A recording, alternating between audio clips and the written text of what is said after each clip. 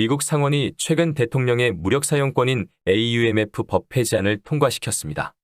혹시 모를 대통령의 과다한 무력 사용권을 제한하는 법안인데, 이 법안은 그러나 북한 공격에 대한 미국의 대응을 막는다는 뜻으로 법이 해석돼서는 안 된다는 조항을 명기했습니다. 적성국이나 테러 지원국의 악의적인 행동에 미국은 적절한 군사력을 동원해 대응할 것이라는 점을 법으로 분명히 한 것입니다.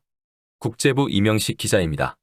미국 상원이 29일 가결한 대통령의 무력 사용권, 즉 AUMF 폐지안입니다. 민주당의 팀 케인, 공화당의 토드 영 상원 의원이 공동 발의한 이 법안은 과거 이라크 전쟁과 관련해 당시 대통령에게 2차례 부여했던 무력 사용권 승인을 20여 년 만에 공식 철회하는 내용으로 대통령에게 있는 전쟁 승인 권한의 오용을 우려한 것입니다. 그러나 이 법이 북한 등 적성국과 테러 지원국에도 해당되는 것은 아닙니다. 민주당의 조 맨친 상원 의원은 미국이 북한 등 다른 나라의 공격에 대한 대응 능력을 분명히 하는 내용을 수정안에 담았습니다. 이 수정안은 이 법의 어떤 내용도 미국이 이란이나 북한, 러시아, 중국 같은 나라, 또 폭력적인 극단주의 조직 그리고 테러리스트 조직의 공격이나 불안정을 야기하는 악의적인 전술에 적절히 대응하는 것을 막는 것으로 해석돼서는 안 된다고 밝혔습니다. 미국 헌법은 전쟁 선포 권한을 대통령이 아닌 의회에 부여하고 있습니다. 하지만 9.11 테러 이후인 2002년 이라크 전쟁과 관련해 당시 대통령에게 적절한 군사력을 사용할 수 있는 권한을 부여하기 위해 무력 사용권 법률을 만들었습니다. 실제로 이 권한은 도널드 트럼프 전 대통령 시절 북한에 대한 대통령의 선제 공격론의 근거로 헌법 2조와 함께 거론되기도 했습니다. 이를 폐지하는 안건은 하원까지 통과해야 대통령의 최종 서명 단계로 넘어갑니다. 조 바이든 대통령은 무력 사용권 AUMF 폐지가 미국이 위협에 대응하는 데 영향을 주지 않을 것으로 보고 이 안건이 의회에서 처리된다면 서명할 것이라는 의사를 밝힌 바 있습니다. 이런 가운데 미국 의회에서는 이달 하순 미국을 국빈 방문하는 윤석열 한국 대통령의 상하원 합동회의 연설이 긍정적으로 검토되고 있는 것으로 알려졌습니다. 의회 관계자는 케빈 메카시 하원 의장이 윤 대통령의 의회 연설을 위한 의원들의 요청을 진지하게 검토하고 있다며 메카시 의장의 공식 초청이 곧 있을 것으로 기대한다고 밝혔습니다. 앞서 복수의 의회 관계자들은 언론의 하원 외교위원회의 마이클 맥콜 위원장과 그레고리 믹스 민주당 간사, 인태 담당 소위원회 영 김 위원장과 아미 베라 민주당 간사가 윤 대통령의 의회 연설을 요청하는 공동 서한을 메카시 의장에게 보냈다고 밝혔습니다. 국제부 이명식 기자입니다.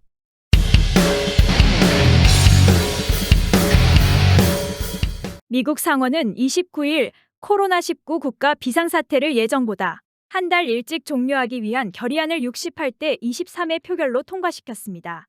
이전에는 비상사태 선언이 5월 11일까지 연장될 계획이었으나 이제 국가 비상사태는 예정보다 빨리 종료될 것으로 보입니다. 대통령 바이든은 이 결의안에 대한 입장을 밝히지 않았으며 이를 바탕으로 언론들은 바이든 정부의 의견을 기다리고 있다고 알려졌습니다. 이에 대해 관리예산처는 종료 시점은 PH를 종료하기 최소 60일 전에 통지할 것이라는 이전 약속과 일치할 것이라고 밝혔습니다. 다보나 기자가 LA 카운티 상황을 보도해드립니다. 한편 LA 카운티 보건국도 4월 1일자로 코로나19 공중보건 비상사태를 해제한다고 공식 발표했습니다. 공중소셜서비스국 관계자는 앞으로 12개월에 걸쳐 모든 비상해제로 인한 메디켈 갱신 정상화 과정을 진행할 예정이라고 밝히고 비상사태 해제에 따른 실제 건강보험 혜택이 3월 31일자로 완전히 끝나는 것이 아니라는 사실을 아는 것이 중요하다고 밝혔습니다. 아울러 자가검사 키트는 LA 카운티 내 특정 단체나 도서관에서 여전히 제공받을 수 있다고 밝혔습니다. 이상 KUMCTV 다보나였습니다.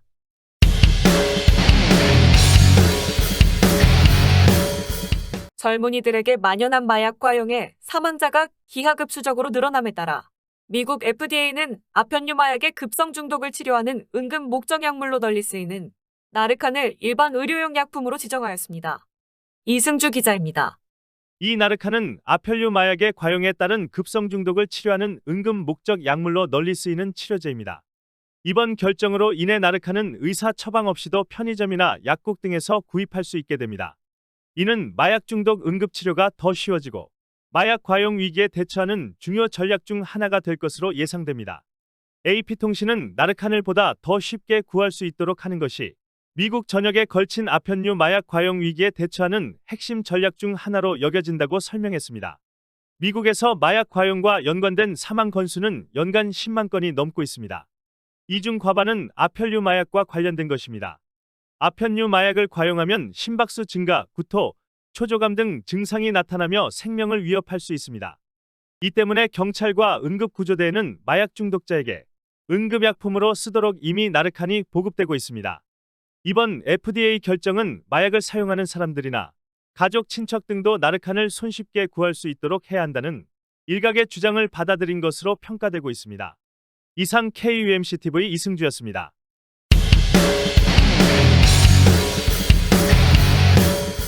전두환 전 대통령의 손자 전우원 씨가 전 대통령 일가 비리를 폭로한 것이 실제 수사와 미납금 추징으로 이어질 수 있을지 주목되고 있습니다. 한 시민단체는 전 대통령 일가 비자금 은닉 의혹을 수사해달라며 검찰에 고발장을 제출하기도 했습니다. 시민단체인 서민민생대책위원회가 20일 서울중앙지검에 낸 고발장의 피고 발의는 이순자 씨와 아들 제국재용 재만 씨, 딸 효선 씨, 손자 손녀 등과 함께 성명불상 70여 명이 포함됐습니다. 이승주 기자입니다. 전 씨 일가가 막대한 불법 자금을 세탁해 은닉한 뒤 이를 원천으로 각종 사업을 벌이고 호화로운 생활을 영위했다는 손자의 폭로를 수사해 달라는 것이 이 단체의 주장입니다. 전 대통령은 1997년 내란 뇌물수수 등의 혐의로 대법원에서 무기징역형과 함께 추징금 2,205억 원의 확정 판결을 받았습니다. 하지만 1996년 중간 수사 결과 발표 때 검찰이 밝힌 재임 중 수뢰 규모는 9,500억 원으로 추징금보다 훨씬 더 많습니다.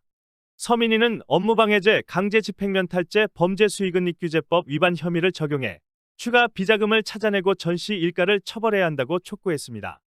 이에 따라 일각에서는 미국에 거주 중인 전우원 씨가 검찰에 출석해 구체적으로 진술한다면 그동안 찾지 못한 수사의 실마리를 포착할 수 있을 것이라는 전망도 나오고 있습니다.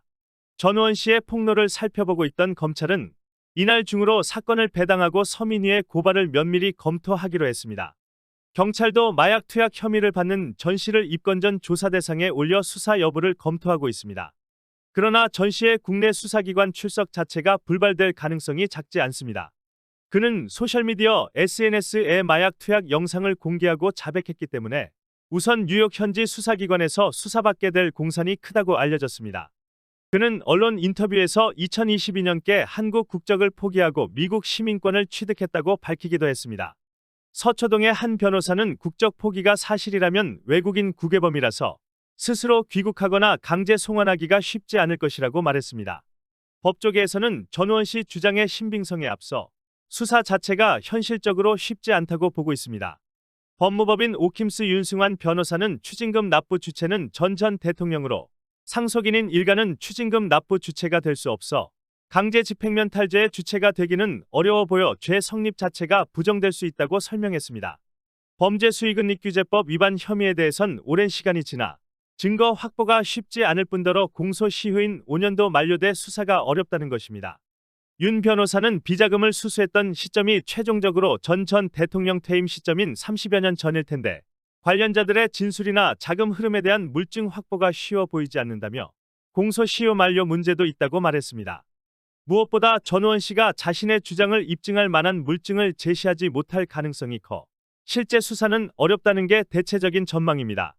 검찰 간부 출신 변호사는 과거 수사 때 국세청 등 국가기관을 통해 샅샅이 뒤졌는데도 찾지 못한 은닉 자금이나 정보에 전우원 씨가 접근할 만한 위치에 있었는지 의문이 든다고 지적했습니다. 대법원이 확정한 기존 추징금도 추가 환수가 사실상 불가능합니다. 추징금 2,205억 원 가운데 현재까지 추징된 액수는 1,279억 2천만 원입니다. 경기도 오산시 임야 3개 필지에 대한 공매대금 55억 원은 행정소송 중으로 검찰이 최종 승소하면 추징할 수 있게 됩니다. 하지만 나머지 867억 원은 현행법상 추징할 수 없습니다. 형사소송법상 미납추징금 집행은 당사자가 사망하면 절차가 중단되는 탓이기 때문입니다. 대법원은 지난해 7월 서울 서대문구 연희동 자택 별채 압류 처분 행정소송 판결을 하며 재판을 받은 자가 사망한 경우 특별한 규정이 없는 한 추징을 집행할 수 없다고 못 박았습니다. 결국 추징할 수 있는 유일한 방법은 입법뿐이지만 이마저도 쉽지 않습니다. 2020년 6월 더불어민주당 유기홍 의원은 전 대통령이 사망한 뒤라도 미납 추징금을 환수할 수 있는 전두환 재산추징 3법을 대표로 발의했지만 국회에서 현재 계류 중입니다. 법이 통과되더라도 소급 입법이 가능하냐는 논란이 일 것으로 보입니다. 독립몰수제 도입도 한 방법이라고 하는데 범죄자 사망 등으로 재판 진행이 불가한 사건 또는 최종 유죄 판결이 나오지 않은 사건에 대해서도 범죄 수익을 몰수할 수 있도록 하는 제도입니다. 그러나 이 역시 무죄 추정의 원칙 등에 어긋난다는 이유로 입법이 진전되지 못했습니다. 이상 KUMC TV 이승주였습니다.